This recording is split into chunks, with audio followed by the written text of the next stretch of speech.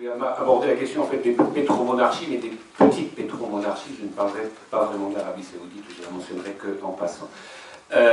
Donc la formation des pétromonarchies arabes contemporaines du Golfe résulte en fait de la présence coloniale britannique qui a dessiné les contours d'entités devenues formellement des États à la fin de l'ère coloniale, même si leurs avoirs financiers restaient toujours en grande partie placés dans l'ancienne métropole et leur sécurité garantie par un réseau de bases militaires américaines. Entités politiques créées à partir de chefferies locales qui n'ont jamais été des États, puisque c'est l'Empire ottoman qui dominait la région avant l'ère coloniale, depuis la fin des vastes empires musulmans qui avaient précédé.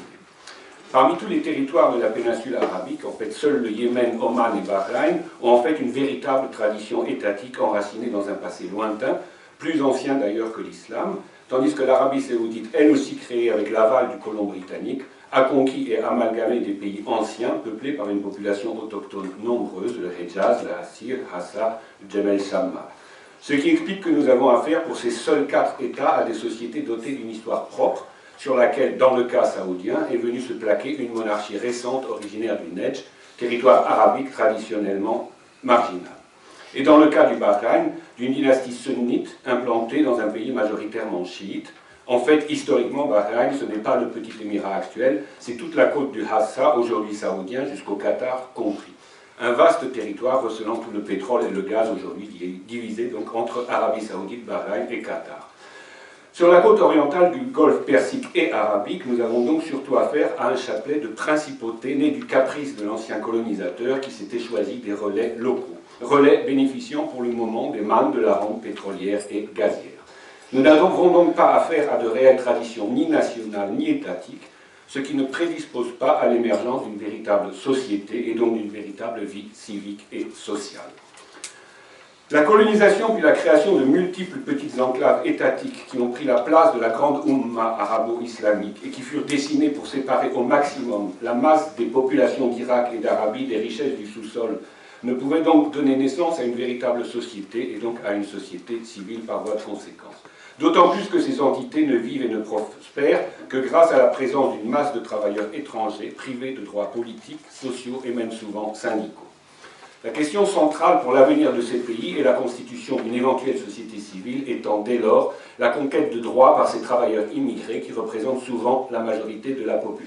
absolue de la population, environ 85% de la population du Qatar, entre 70 et 80% de la population des Émirats arabes unis, presque 70% de la population du Koweït, 54% de la population du Bahreïn, pour seulement 27% de la population d'Oman, et dans le cas de l'Arabie saoudite, 7 millions d'immigrés officiellement pour une population de 23 millions d'habitants, avec probablement 2 millions d'immigrés clandestins également. À cet égard, il faut tout d'abord rappeler que le statut réservé aux étrangers dans les pays du Golfe,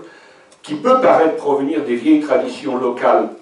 dites archaïques, s'il n'est pas conforme aux règles des démocraties modernes résultant des combats des travailleurs pour obtenir des droits sociaux plus politiques, n'ont rien à voir non plus avec les traditions et les principes islamiques originels. En effet, le premier État musulman constitué à Médine après l'Hégire accordait des droits comparables, si ce n'est égaux, à l'ensemble de l'Ummah, terme alors utilisé pour caractériser toute la population de l'État, autochtone comme immigrés, musulmans comme non-musulmans, avec une politique active du pouvoir visant à intégrer les immigrés mécois, abyssins, persans.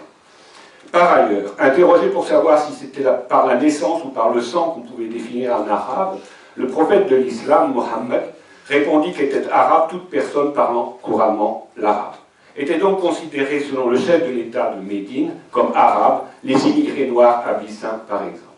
Dès lors, il faut bien considérer que les législations exclusivistes visant les étrangers dans les pétromonarchies constituent le résultat des effets mélangés d'un retour aux traditions tribales pré-islamiques, un moment combattu par la prédication islamique, combiné avec la tolérance marquée par le colon britannique envers tout archaïsme tribal, permettant de séparer les populations les unes des autres, phénomène renforcé par le modèle néocolonial bâti depuis les indépendances autour d'une élite de cadres américains et occidentaux immigrés mais privilégiés, y compris souvent par rapport aux citoyens autochtones, sans parler des travailleurs subalternes qui, dans le cas qui nous intéresse, sont pour l'immense majorité des travailleurs immigrés.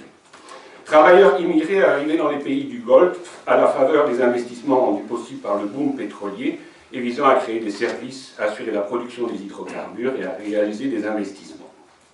dans les domaines de la construction et des infrastructures. Mais si ces travailleurs immigrés correspondent à l'intérêt des monarques locaux qui avaient besoin de main-d'œuvre à bas salaire, leur arrivée dans les années 60 et 70 correspondait aussi à la peur qu'ils avaient, et les compagnies pétrolières occidentales, face à la montée des mouvements révolutionnaires dans le monde arabe, en liaison avec la formation d'une classe ouvrière locale très combative et l'influence de la révolution palestinienne qui électrisait alors les foules de l'Atlantique au Golfe et dans tout le tiers-monde. Ce qui explique les caractéristiques spécifiques qu'a pris l'immigration dans le Golfe et pourquoi les monarchies locales se sont crues obligées de l'organiser en contradiction et avec les traditions islamiques et avec les exigences de la démocratie sociale. Immigration organisée selon un système strict de contrôle et de ségrégation. Ségrégation avec la population autochtone et ségrégation entre différents groupes d'immigrés. Situation qui explique que les revendications et les protestations concernant la vie politique et sociale dans ces pays viennent donc le plus souvent, soit d'individus courageux mais isolés, et sans réelle base sociale nationale, soit de groupes de travailleurs immigrés qui manifestent soudainement et spontanément leur mécontentement d'une façon plutôt désordonnée et sans perspective de changement fondamental, soit de l'extérieur, de la part d'organismes étrangers qui relaient la bonne conscience des élites occidentales dans des pays qui sont à la fois dépendants des puissances occidentales, utiles pour leurs affaires et pour leurs visées géopolitiques. Bref,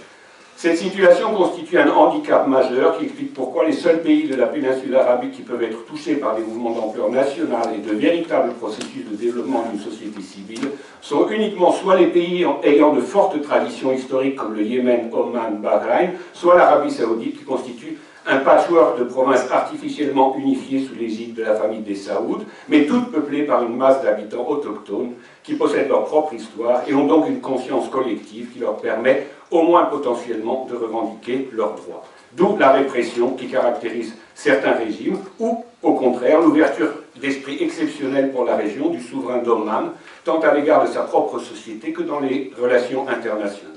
On peut aussi constater que dans une moindre mesure, la famille Al-Sabah du Koweït, sur les questions politiques,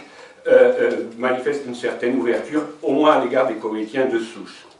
On aurait pu penser a priori que le phénomène d'immigration vers les pays du Golfe aurait dû toucher massivement, voire presque exclusivement, les masses des pays arabes pauvres, parlant la même langue et partageant a priori la même culture. Ce qui fut effectivement le cas au tout début du boom pétrolier. Mais en fait, il s'est vite avéré que les autres Arabes ne partageaient pas la même culture politique que les monarques du Golfe, ce qui explique la construction d'un nouveau système d'immigration qui, par certains côtés, rappelle l'apartheid ou le système des ghettos. Car les Arabes étaient conscients de leurs droits, venaient de pays ayant alors leur propre tradition de lutte sociale et anticoloniale, et pouvaient tout naturellement considérer qu'étant dans un pays arabe et musulman, à l'époque du combat pour l'unité arabe, ils étaient chez eux, avaient donc le droit de se constituer en syndicats, en mouvements sociaux, en associations, en partis politiques, bref, en société civile avec les travailleurs autochtones. C'est donc contre cette menace que les monarques des pays du Golfe se sont finalement dressés en organisant scientifiquement, avec l'aide de grandes compagnies pétrolières occidentales, une immigration qui visait à faire de leur pays des paradis clinquants pour oisifs locaux rapidement enrichis ou pour une bourgeoisie locale commerçante parvenue, pouvant exploiter sans crainte des travailleurs réduits à l'atomisation pour les plus grands profits d'immigrés occidentaux, jouissant de privilèges incomparables et au service des grandes entreprises transnationales. Système de ségrégation isolant ainsi de la masse les rares intellectuels locaux qui étouffaient et allaient continuer à étouffer sous le système monarchique. On doit rappeler que, à la différence de l'Irak d'avant-guerre, de la Libye d'avant 2011 ou de la Syrie, qui accordaient aux étrangers résidant dans le pays, en particulier lorsqu'ils étaient arabes, des droits et des conditions de travail égales à celles des autochtones, les pays du Golfe ont eu tendance à limiter de plus en plus le nombre d'immigrés arabes, à les marginaliser et à les expulser à la moindre manifestation de mécontentement, en particulier dans le cas des Palestiniens, population très éduquée, mais qui ne peut s'appuyer sur un État, et dont les pouvoirs conservateurs se méfiaient particulièrement, car ils étaient porteurs d'idées révolutionnaires, en principe indiscutables, à l'époque où la question palestinienne faisait consensus dans le monde arabe. Consensus que les pétromonarchies allaient tenter avec succès de grignoter peu à peu, jusqu'à réussir la formidable manœuvre de diversion qui fut d'abord la guerre d'Afghanistan de 1979, puis le printemps arabe, dévoyé vers la Libye, la Syrie, le Yémen. Les États arabes qui avaient une politique d'ouverture à l'égard des États immigrés, c'est-à-dire l'Irak, la Libye et la Syrie, qui avaient une politique de développement scientifique et industriel, et qui constituaient pour ces raisons un mauvais exemple aux yeux des monarques d'un autre âge, furent les uns après les autres visés par les manœuvres de destruction des États-Unis et leurs affidés pétro-monarchistes. Au début du printemps arabe, toutefois, vers 2010-2011, des initiatives timides provenant des secteurs courageux mais marginaux du Koweït, des Émirats arabes unis, du Qatar, d'Oman, se manifestèrent pour exiger une série de réformes sur les droits civiques, les droits politiques, les droits d'expression, les droits des femmes, voire le droit du travail. Ce qui permit d'apporter quelques réformes en faveur des citoyens locaux. Chose aujourd'hui en grande partie oubliée, sauf à Bahreïn, qui continue de voir une population mobilisée, se heurtant à une répression féroce, rendue possible par la double occupation de ce petit pays, par l'armée américaine d'un côté, par l'armée saoudienne aussi depuis peu. Car la présence de bases militaires étrangères dans la région constitue un facteur aggravant pour l'émancipation des populations locales.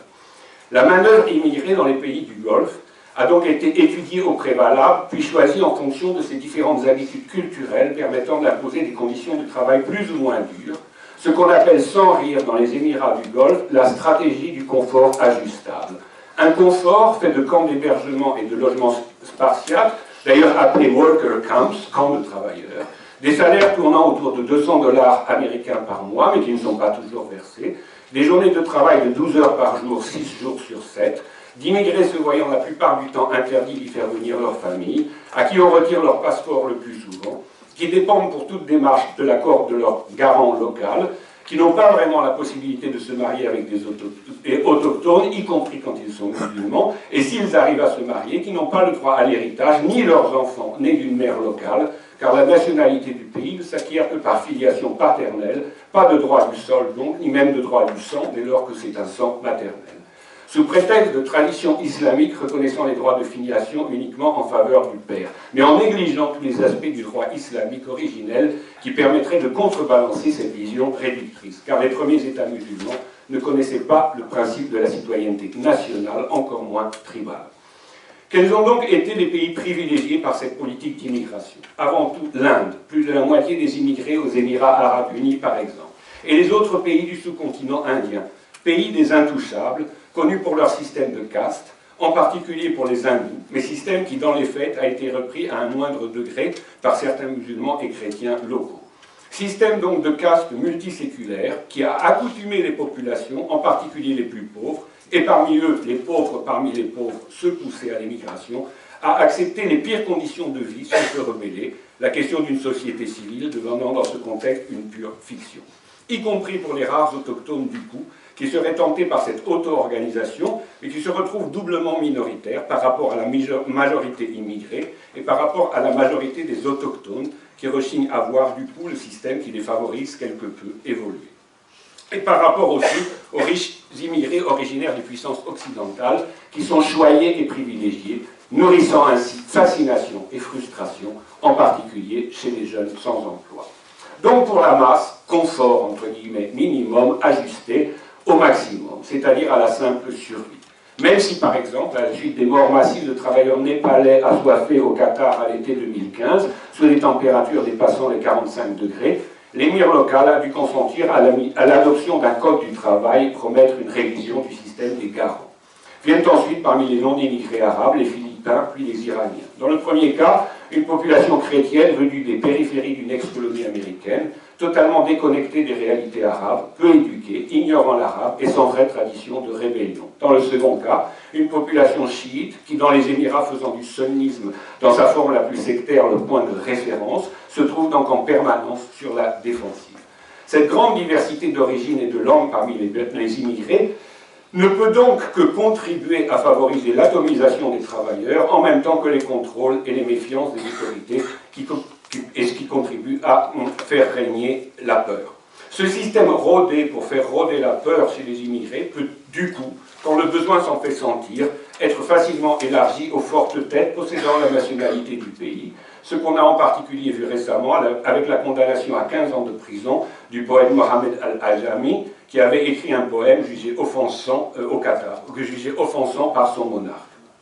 Dans ce contexte, À côté de cette masse d'immigrés majoritaires en position de précarité et en plus soumis à un turnover constant, les autochtones, en principe citoyens mais en fait simples sujets, sont la plupart du temps minoritaires et relativement favorisés, ce qui ne les pousse pas à oser faire montre d'une grande activité sociale et civique. Sans famille, beaucoup d'immigrés ne rêvent que de faire le plus vite possible de maigres économies pour rentrer au pays et être aussitôt remplacés par de nouveaux immigrés ignorant les réalités et sans lien, donc sans capacité de mobilisation et de création d'un collectif de travailleurs et d'une société civile. Au Koweït et à Bahreïn, on constate une plus grande capacité de mobilisation et l'existence d'un embryon de société civile organisée, qui permet au Koweït de jouir d'un certain nombre de droits démocratiques, liberté qu'on trouve aussi à Oman, mais dans ce dernier cas, nous avons affaire à une vraie société structurée, à un vrai État ayant des traditions anciennes, et non pas à une création de la période coloniale. Ce qui explique aussi les audaces démocratiques, même dans le cadre monarchique du souverain d'Oman, et sa diplomatie courageuse si on la compare à celle de ses autres voisins de la péninsule arabique. À Bahreïn aussi, nous avons affaire à un vieux pays, et là, la mobilisation populaire se heurte à une répression implacable visant la majorité de la population. En fait, dans toute la région, seule l'Arabie centrale, qui forme un royaume absolutiste vaste et relativement peuplé, pourrait jouer un rôle majeur dans l'éveil de la société civile, si ces sujets, qui sont nombreux et majoritaires, arrivaient à dépasser la situation complexe d'une structure et à former une véritable société par-dessus les clivages existants, régionaux, tribaux, claniques et religieux. Pour les autres micro-États, on peut s'attendre à la multiplication de revendications d'individus courageux relayés par de petits groupes, mais même là où il existe une réelle mobilisation populaire comme à Bahreïn, le rapport de force n'est pas en faveur de la société, à moins que les travailleurs immigrés ne se rassemblent et imposent des changements, sans éveiller pour autant la crainte des autochtones. Et là, donc on a effectivement récemment eu un certain nombre de grèves, mais tout cela reste encore très parcellaire. Et ça explique d'ailleurs aussi la politique actuelle d'expulsion et de remplacement des immigrés par des locaux dans de nombreuses fonctions. Et là, nous revenons à la situation de départ. Dans ces pays dépendant des cours des hydrocarbures, la crainte d'un mouvement revendicateur de travailleurs autochtones, toutes ces tendances sont à analyser donc sur le long terme, à un moment où le mouvement de l'histoire s'accélère, en particulier dans la région orientale, ce qui nous confirme dans notre opinion que c'est finalement pour la péninsule arabique l'évolution de la situation et de la société dans le royaume des Saouds qui décidera en dernière analyse du rapport de force régional et de l'avenir.